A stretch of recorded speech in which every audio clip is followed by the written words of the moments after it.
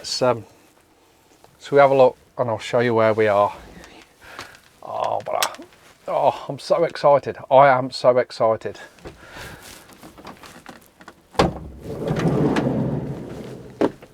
We probably couldn't pick a better atmosphere and a better day.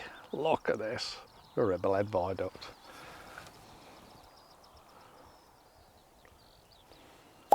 And we've got some friends coming as well, which is even better. As typical, I'm the first here. And we're going to explore the area. And we've got Ginger Catchers coming later on tonight, straight after work, and he's going to show us one or two of his locations tomorrow. So we've got 2 nights in the van. Oh, fantastic. Look at that for a view. Come on. Looks great now. Might even get an image now. Look at it. That drama in the sky. But I think we might head up to some limestone paving up here, which I've been to before and I didn't realise I had. And there is a little bit of limestone paving up here as well. So we might go and have a little tour. I'm going to wait for me friends to come and then see what we're going to do. Hello everybody and welcome to the field of sheep. I've already made up with this one. We're going to meet tonight. Now then, have I got problems or what? I'm out with these 2 rogues. What am I doing? Where are you, Martin, when I need you? I'm with Paul W. Baker and Colin up the top here. And we've come to the, hey up, here he is. I'll tell you what, they're a right pair of rogues. It's took us 3 hours to do 10 minutes walk. Right, so we've come to this limestone paving, and we've all forgot the name of the actual area, haven't we? But we're near Ribblehead. And Colin. Yeah. And we're Brian, Dave, Bob. And we're trying to get some separation with these trees, but boy are we struggling. We've actually been a walk onto the limestone paving. It is slippy and it's dangerous, so we've come back off and we're trying to work off it with a longer lens, and to be honest with you, that's the easiest way to separate it as well. The only thing we've got in the distance is we've got a little bit of atmosphere in the distance which is separating it as well, which is helping at the moment, but that is going to pass over. We're having these rain showers, did have a little bit of thunder, got a bit of blue sky coming, so it's a little bit varied, the weather. I'm trying to capture this one tree that's sort of, it's got its leaves just come in, this new growth, and it's a super shape, but can I separate it? What I might try and do at some point is actually remove the other trees, I think, in Photoshop. But I've tried my best to separate it as best as possible. But I do like, there's this one corkscrew root that comes up from the left, this dead root that comes up from the left-hand side. I like that as well. But that might have to go. I'll tell you what I'll do. If I do that, I will show you both images, the ones with the trees in and then the ones with it singular. And if I can actually separate them, I'm not even sure I'm going to be able to do it. And the biggest problem I would have removing it is actually the background, because the background's still quite got a lot of texture there. But we'll see. Okay, so I have took a couple images. I've got one with the tree, this main focus tree on the left-hand side, and a couple of dead trees on the right. And then I've also took an image where I've gone right tighter in and literally tried to just photograph that one single interesting tree. So I've gone to f7.1 just to focus. I want to focus on this tree. I might even drop it down a little bit more actually. Let's do that. Let's go right down to 5.6, which is the lowest this lens will go down at that length. We'll focus on the tree, that'll blur that background out, and so it'll draw your eye just into that tree. It might even be a black and white shot, but I still prefer colour, to be honest. But again, that's another decision we'll have to make back in post. I love the tree, love the tree. We're obviously also trying to get sort of leading lines and things like that, but again, it's very, very difficult. I suppose the other thing we could do is actually sort of go a bit closer down low and try and isolate a tree that way, but I think Paul's tried that and struggled. What I might do again is move over and see there's another 3 trees here which are really interesting. They're right on the edge as well, so we might be able to isolate them, but it is getting that isolation. They're super, they're absolutely super, and this limestone paving is amazing. Photographing it, a struggle.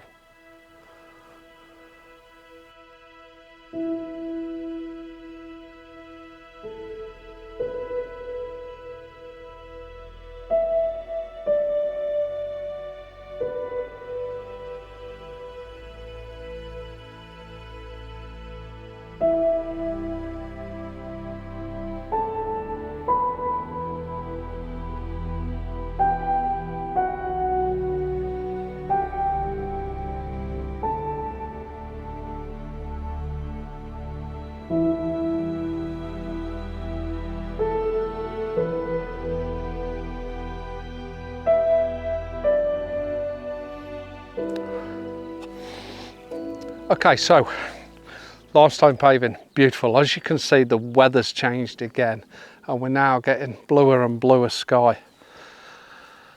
But we've still got a bit of sort of drama facing towards Ribblehead that way.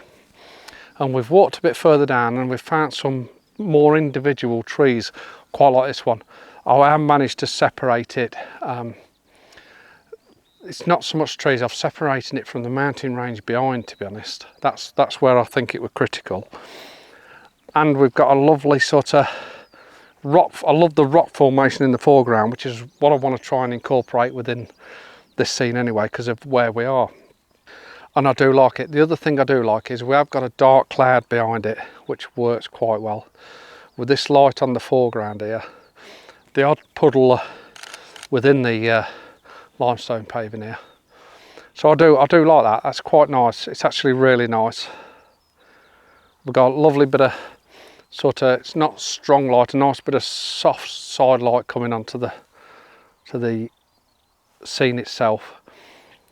I put the tree on the left hand side because it hangs over towards the right, so we've got the full tree in, separating the branches from the mountain in the background, which I think is important. So I've come down to an quite low, really, sort of chest height, if a little bit lower, which separates them branches.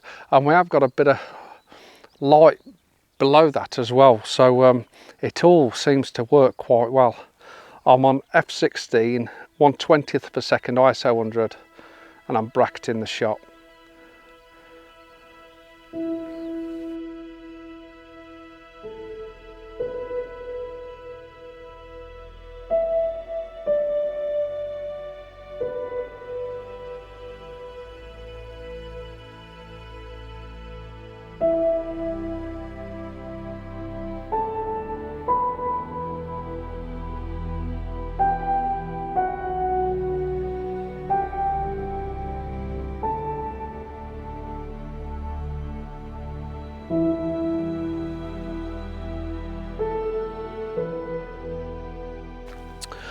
Okay, as you can see now, it's like a summer's day, and I think the light is too harsh to shoot what we shoot. We've all tried to shoot this tree.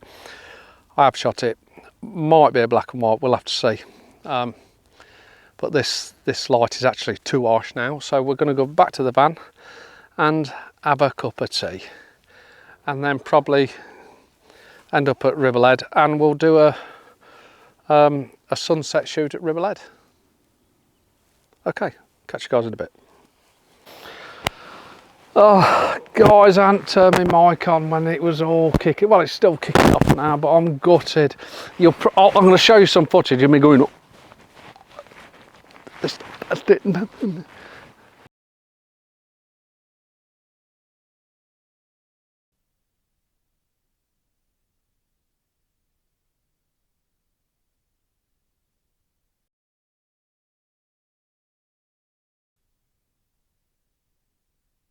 and to the mic on.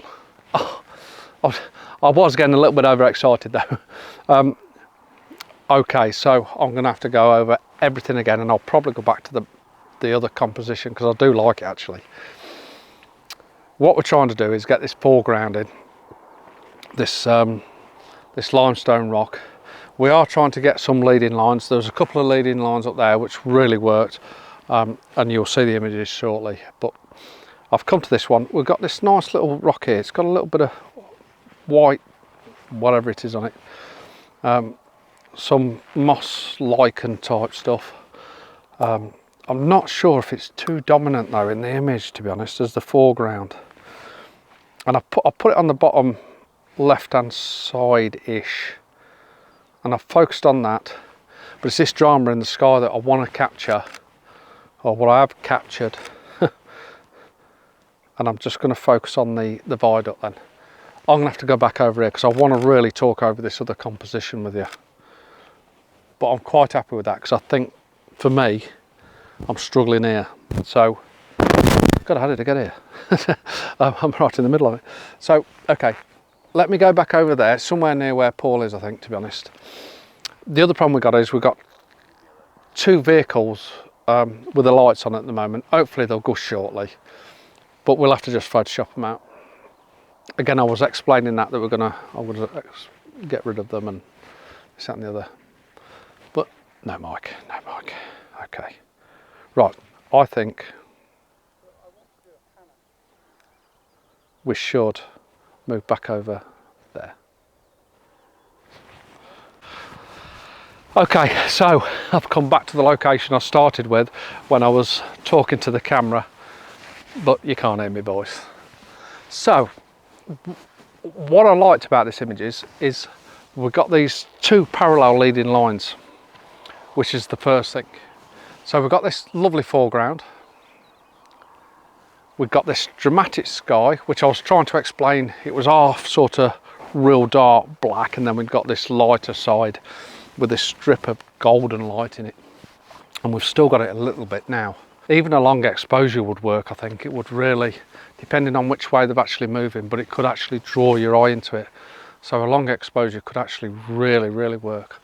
And I'm absolutely tempted to get the 10 stop on and do a 2-minute exposure. For that, I need 1/8 of a second. To get it to 1/8 of a second, if I go down to ISO 50, sorry, I've got to come up. ISO, well, I'll try ISO 200, 1/8 of a second, that's pretty good.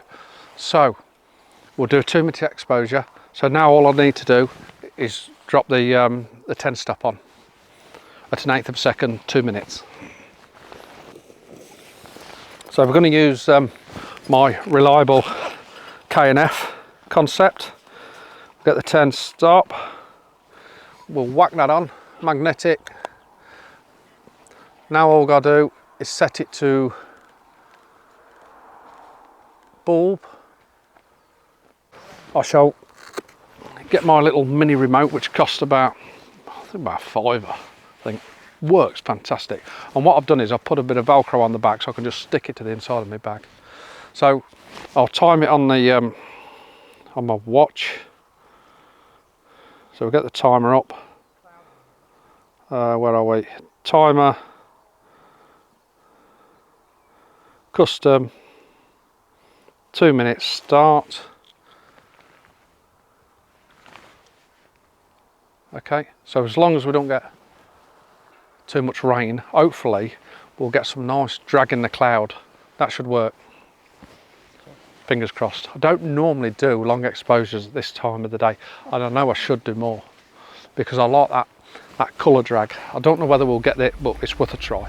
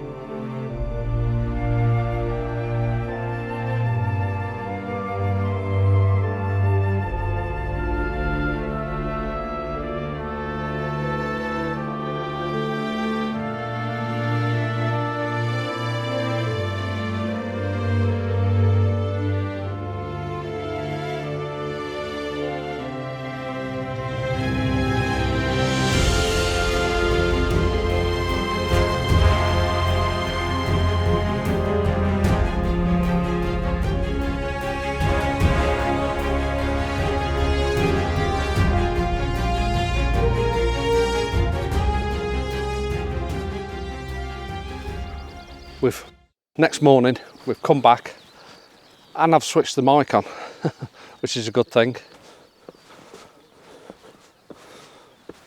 This could be one of the best mornings I've had in photography. Oh, the atmosphere is actually getting better.